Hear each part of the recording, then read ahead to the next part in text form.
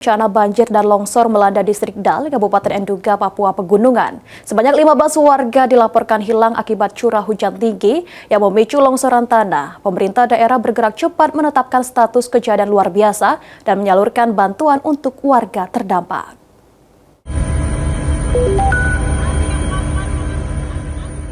Bencana banjir dan tanah longsor melanda distrik Dal, Kabupaten Dunga, Papua Pegunungan pada 1 November lalu.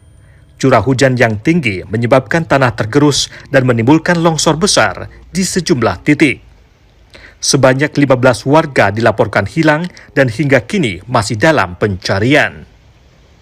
Dalam rilis video yang diterima Antara dari Jayapura Selasa 4 November, Pelaksana Tugas Bupati Dunga, Yoas Beon, menetapkan status kejadian luar biasa atau KLB atas insiden tersebut.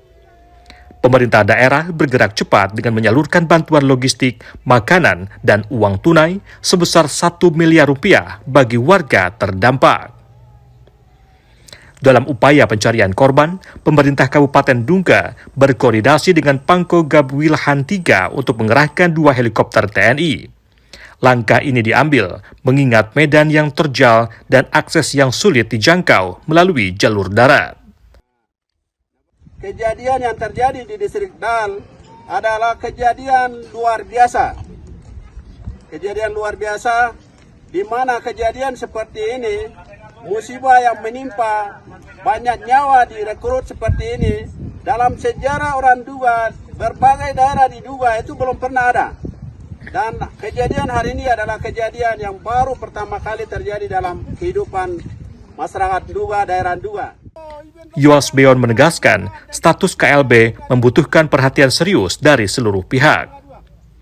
Pemerintah Kabupaten Dunga terus berkoordinasi dengan pemerintah Provinsi Papua Pegunungan, pemerintah pusat, dan kementerian terkait untuk mempercepat penanganan. Hingga kini, aparat gabungan TNI dan Polri masih melakukan pencarian di sejumlah titik longsor. Tim Kantor Berita Antara mewartakan.